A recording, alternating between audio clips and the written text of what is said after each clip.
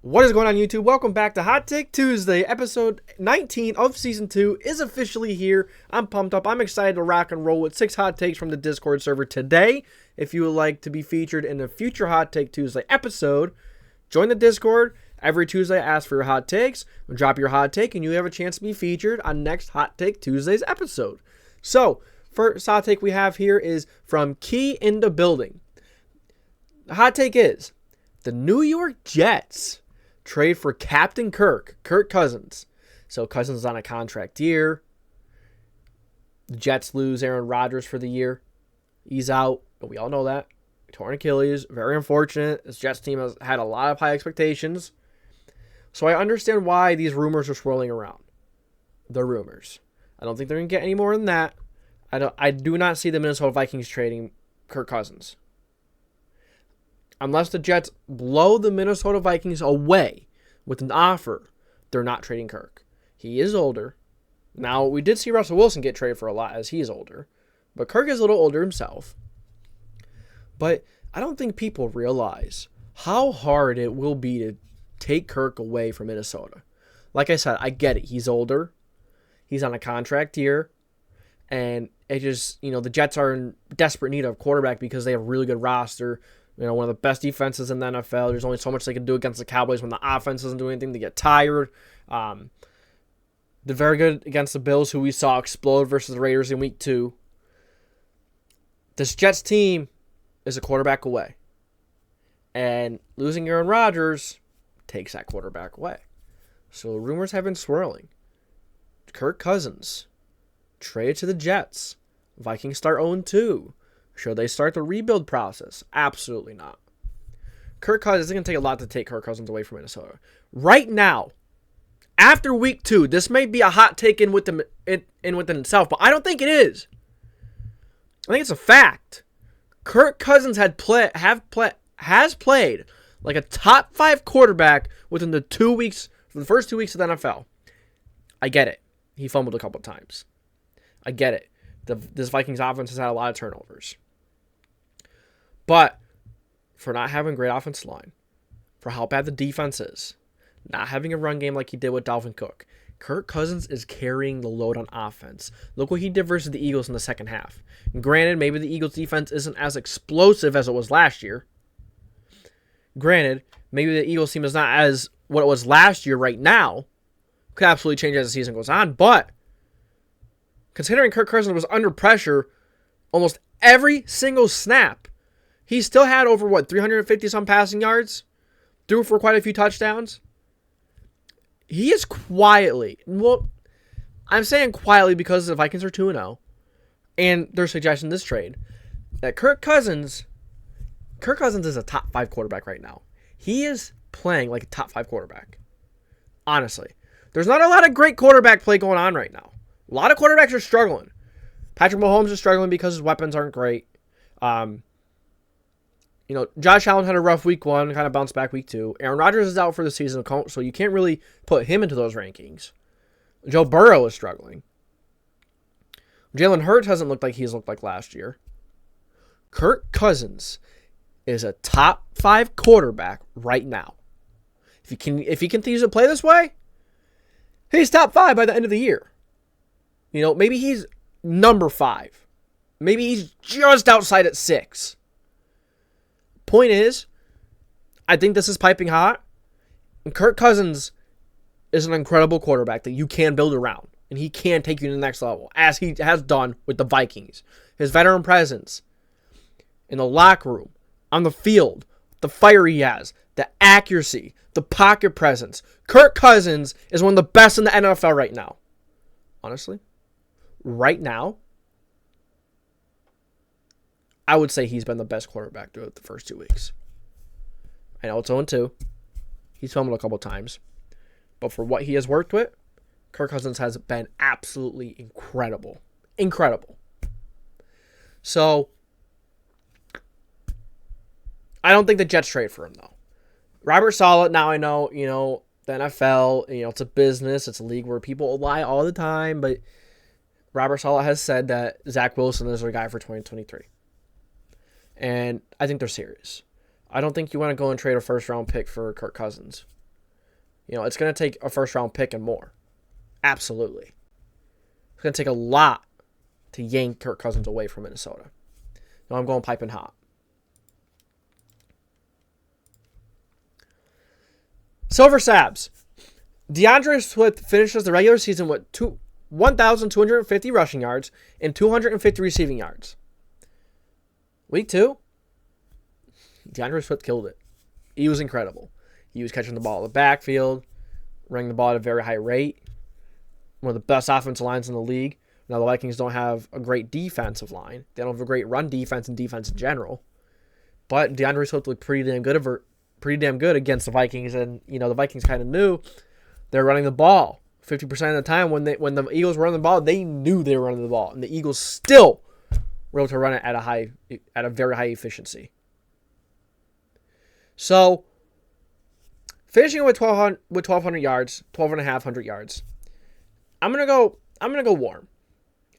Because I think it's unlikely for a couple reasons. I'm not going to say it's very unlikely. I think it's a bit unlikely. The Eagles aren't going to just run with DeAndre Swift when Kenneth Gainwell comes back. They're not just going to run with him when Kenneth Gainwell comes back. You have Boston Scott. He's going to get a couple carries. I think carries are going to be pried away from DeAndre Swift. And don't forget, DeAndre Swift has an extensive injury history. The Eagles aren't going to want to run him into the ground like they did last game. Absolutely not. They're going to want to get other guys in there.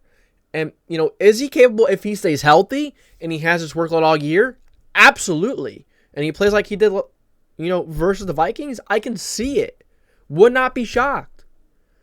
Considering the circumstances I have explained. Having Kenneth Gainwell in the backfield. And you also run it with Jalen Hurts. That takes some carries away. And, you have other weapons in Dallas Goedert, A.J. Brown, Devontae Smith. So I don't want to run it all the time. So Jalen Hurts is going to run the football. When Kenneth Gainwell comes back, he's going to get carries. Boston Scott's going to get carries. He's not going to be the workhorse that a lot of people think he is throughout the season. If he is, I'll be shocked. Because he has an extensive injury history. And you don't want to run him into the ground. You want him fresh all year long. All game long for every game. And if you run him into the ground the first 8 games, you run him like you did last game, he's going to be hurt, he's going to be banged up, and he's not going to be fresh. He's not going to be playing well. I don't see the Eagles. I don't see him having the workload and the volume to get these numbers. So I'm going to go warm because I think it's likely he gets a bigger role now, especially after what he did, after what he just did versus the Vikings. But I don't think he gets enough. But the opportunity is there. I see it as being very possible. Going warm. Next hot take we have is from Joshua Kissinger. Aaron Rodgers comes back in week 12. Right off the bat, I'm going piping hot. I don't see this happening. I don't see this happening. One of us would have, we'd have a better chance of getting struck by lightning than Aaron Rodgers coming back in week 12, in my opinion. Or I think we'd have a better chance of winning the lottery. Because don't forget, they are saying Aaron Rodgers could come back early. He could come back mid-January. And that's quite a bit after week 12. Week 12, that's 3 months.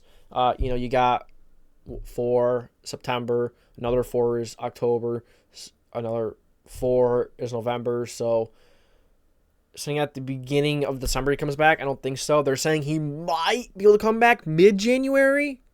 But don't forget, they're being very optimistic when, 1, it's one of the most difficult injuries to come back from. 2, it's typically like a year's worth of recovering. It's quite an extensive recovery. It takes a long time. Now, with the new surgery set in place, it's much less of an invasive surgery. But don't forget, Aaron Rodgers is 40 years old. He's older. It's going to take him time. And if the Jets aren't in playoff contention by week 12, which could be possible, maybe not, because in the AFC, things are looking very wide open with the Bengals and Joe Burrow having an injury. If Joe Burrow is kept out, if this calf keeps on nagging him and he's out for an extensive period of time, then the Bengals just aren't in playoff contention. Maybe Burrow doesn't play the rest of the year. The Chargers aren't looking good right now. The Jaguars are iffy. The Browns are iffy right now. And other than the Chiefs in the West, who is there? You might have a couple of teams from the AFC East. The AFC East might dominate the AFC playoffs this year. Granted, I know the Patriots are 0-2, but the Patriots have been playing pretty well. Forget, they played against 2-0 teams, and they kept them close.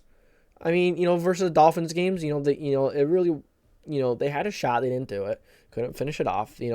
Versus the Eagles, they couldn't finish off there because they're having turnovers. They can't, the turnovers are killing them.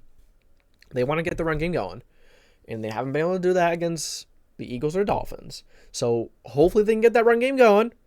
And then, you have the Jets, maybe the Jets, as I was just saying, the Patriots, the Dolphins, and the Bills are all probably going to be ahead of the Jets by the time Rodgers is able to come back. If he does, week 12, which he's not going to come back week 12. I'm going to be quite blatant with you. He's not coming back week 12. I'm going to be quite blunt. He's not. Honestly, he's not. There's no way. 3, Tones. The Buccaneers win a playoff game. I like this one. The Buccaneers were an underdog coming into the year, into 2023. No one really thought the Buccaneers would start out well. Now, I did predict them to win their first 2 games through my weekly predictions. And I will say, Baker Mayfield has played all right. He's playing not bad football. Could be better. He could have been picked off for the first play, one of the first plays in that game versus the Bears. Threw over the middle. Jaquan Brisker was there, just dropped it. So, if Baker Mayfield can find some consistency from play to play, from drive to drive, and this Buccaneers defense continues to play at the level it is, forcing a ton of turnovers, getting pressure on the quarterback, and playing tight coverage in the secondary, I can see the Buccaneers possibly making the playoffs. Let's go through the divisions. NFC North. It's looking like the Bears and the Packers aren't going to make it. I know it might be a little early to say the Packers might not. I think the Falcons are a very good football team. They did blow a lead, but who figures? You're blowing a lead to the Atlanta Falcons? That's a little different. Usually it's the Falcons on the end of that beating, but on the end of that crap stick. But I'm not sure if I'm sold on the Packers. I'm not sure if I'm sold on Jordan Love. I loved him in week 1. Week 2, he looked all right. He threw 3 passing touchdowns. Does overthrow. Does put the ball in some odd spots. Kind of his guys had to kind of reach back and catch it. I think Love has a bit of improvement to make with his ball placement, getting in front of the receiver, putting the ball exactly where it needs to be. Now, that comes with time. Lamar wasn't great with that when he first started. He's got much better with that. Quarterbacks have gotten better with that. But I think the Lions and Vikings could come out of the division. Right now, it's looking like the Lions are going to. But I can see the Vikings still coming out of that division. The Lions, very good football team. But their defense has proven to still be like it was last year versus the Seahawks. Now, we'll see. That defense could maybe improve a little bit. But the Vikings defense, I don't think it's as bad as the Lions as we saw in week 2. If the Lions defense is like it was last year, it's not as bad as the Lions defense. They can get some pressure, as the Lions could as well. Maybe both defenses are almost as equally as bad. But I will give the edge to the Vikings defense. I will take the Vikings offense. Kirk Cousins, Justin Jefferson, Jordan Addison, T.J. Hawkinson, and a healthy offensive line. I think the Vikings are going to get better as the season goes on. So you probably get 1 or 2 teams coming out of the NFC North. Of course, 1, obviously. NFC West, looking like the Seahawks are playing good, the Rams, and the 49ers. So, yeah. Wait, who's the other team? Rams, 49ers, Cardinals. No, Cardinals aren't making it. But the Rams have been looking really good. We'll see how they do as the season goes on. They'll get Cooper Kupp later on. The offense is this explosive now. The defense has looked better than we thought. We have the Niners. They're going to win that division, in my opinion. The Seahawks struggle versus the Rams. It plainly looked like the Rams were just better than the Seahawks. Seahawks did look pretty. The Seahawks could be especially their offense. I think their offense is going to be very matchup dependent. If they're playing a strong defense, they may struggle. If they're playing a bad defense, they may look elite like they did versus the Lions. So the Bucs winning a playoff. So the Bucs had to get to the playoffs to win a playoff game. Now, the best shot of making the playoffs is probably through their division. But I think the Falcons are going to win that division. The Falcons are looking like I think they're one of the more talented teams in the NFL. Good offensive line, strong defensive line. They have some decent corners. They have some weapons for Desmond Ridder. It just seems like they're kind of a quarterback away. We're just unsure if Desmond Ridder is that quarterback yet. He can be. Just unsure if he is yet, though. Can be. Is he, though? We don't know. But I think the Falcons, I can absolutely see the Falcons coming out of that division. And I don't think a second team's going to come out. Unless the Saints get the offense figured out. Derek Carr's looked horrible, especially under pressure in that offensive line. The Saints could get better as the season goes on. And I can see that. But I think the Falcons are actually a very good football team. They're just a quarterback away. If Desmond Ridder can play decent football, I think the Falcons can be a very good team in the NFC. Then you have the NFC East. Probably going to have the Cowboys and the Eagles. So, yeah, they're going to have to go. They're going to have to win their division if they want to. So, and then you're going to have to win a playoff game against one of those teams. Winning a playoff game and making the playoffs, I think they're one of the worst 2-0 teams. I think they're a pretender. I'm not expecting them to make the playoffs. But if Baker Mayfield can stay consistent, he's got weapons. The run game couldn't really get going. The offensive line has been playing okay. I'm going to go hot. I'm going to go piping hot. I'm going to go piping. I feel like there's a small chance there. We'll go hot. I feel like I should go piping, but I'm going to go hot. They've had a good start. They've looked good so far. We'll see how they do as the season goes on because more tape's going to get out. RedTheRat. The Colts win the AFC South. I'm going to have to start speeding it up a little bit because I might not get out by 9:20. Yeah, yikes. I apologize if this is a little late. So, RedTheRat. The Colts win the AFC South. We'll see. The Colts have a long way to go, I think. Look, they look really good against the Texans. They were dominant. And the defensive line has been really impressing me. And this defensive line has to continue to play this way every single week, which they had done the first 2 weeks at a very high level. If they can continue to do that, they might have a shot. Maybe. If Trevor Lawrence keeps playing the way he is, he's been struggling. I really don't think the Colts have a shot. I really don't. I think the Titans are a bit better at football. Are the Titans better? I think the Titans have better defense. They have a more experienced quarterback. A running back that's actually playing for them. Now, maybe the Colts can be more explosive on offense, but the defense may not be as good. The defense as we saw, can be inconsistent. They're pretty good in the first half. The second half, we really saw what that secondary is. And when you go up some of the guys like Lamar Jackson, we're gonna go up against some pretty strong quarterback talent and talent in general.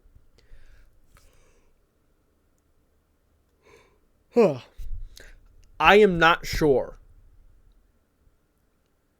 if we could be consistent enough throughout the year. Anthony Richardson needs to protect himself. And I don't know, man. I don't know if the Colts can win the South.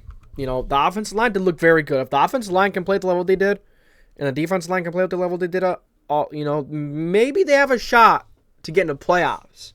Because I think the Jaguars are going to win it. They're 2-0. They may not be winning their games very convincingly. Struggling against the Colts. Struggling to put up points against the Chiefs. They're driving the ball well. Red zone offense wasn't very good.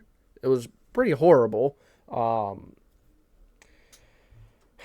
Defense has been sauce. It did pretty well against the Chiefs. They did all right against the Colts, honestly, because the Colts did have a defensive touchdown. They did have an interception. They didn't get the field off of that. Can someone else continue to step up outside Pittman? I liked what I saw from Downs. The tight ends and Kylan Granson. Really liked what we see from the tight ends. Will Mallory. Drew Ogletree in week 1. I think we've really seen some promise from this entire tight end room. And Shane Steichen is coaching this team so well. I'm going to go hot. I'm not going to say piping hot because it is a weak division. And the Jaguars haven't exactly looked like the team we thought they would look like. I'm going to go hot. I still think it's unlikely. But I can maybe see the scenario. if Anthony Richardson continues to look better if he continues to improve every single week, can keep himself out of harm's way, I do not see why the Colts maybe cannot sneak in that race. But I think the Texans might pick it up as the season goes along too. The Titans, we'll see how they play. They just won their first game against the Chargers.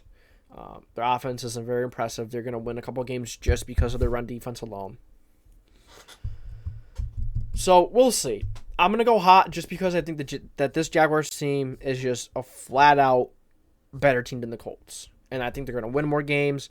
And this Colts secondary is really going to struggle. And I think that's what's going to kill the Colts in big moments versus versus even just average teams. Last but not least, LCCJS. The Rams beat the Bengals by 10. Upset the Bengals. At this point, I feel like it will be an upset if the Bengals beat the Rams. The Rams have been playing really good football.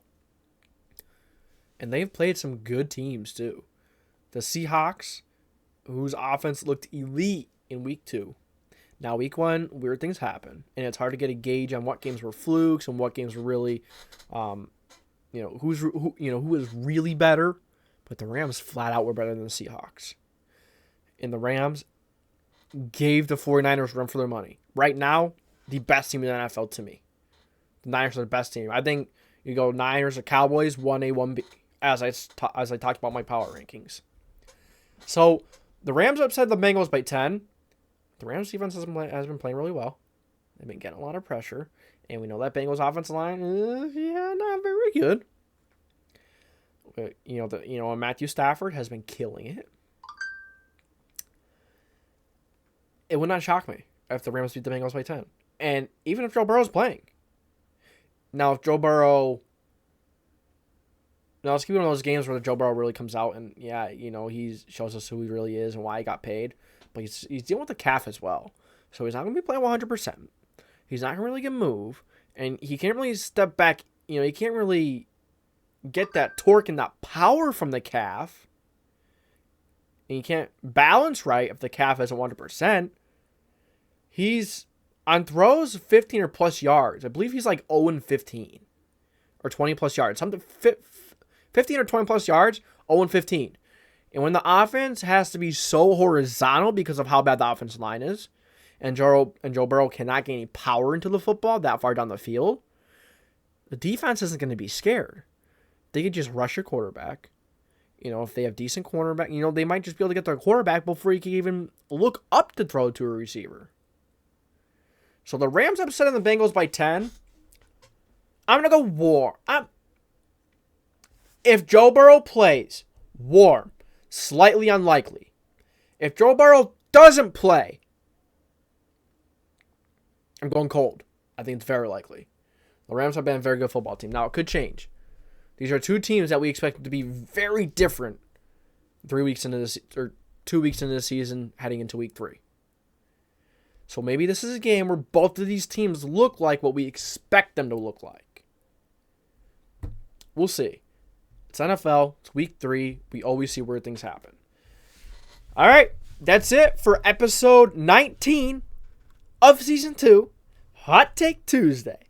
I appreciate you guys for dropping your hot takes. If you would like your hot take featured in the future, if this is your first time watching, join the Discord server. It's a great place to be. Drop your hot take. You have a chance to be featured in next week's Hot Take Tuesday episode.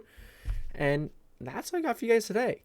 Thank you for tuning into the JDW Sports Talk Show, where every fan is welcome. If you enjoyed this video, make sure to like, subscribe, put the post notification bell on so you don't miss any future videos. This is the JDW Sports Talk Show. Signing off. Oh, that's what I always say. Always forget. Wait, it's not showing up. It's not showing up! Okay, hold on. Last one, before we do get out of here, I know this is probably going to be out late, but I'm trying to look for my thing for the members. I lost it. Graphics, member shout out. There we go. Thank you to our members, Marshman and RedTheRat. If you become a member, some opportunities will open up for you. You'll have better chances to win giveaways. You'll Be first in line in events. You'll be the first ones I ask. Your spots will be reserved.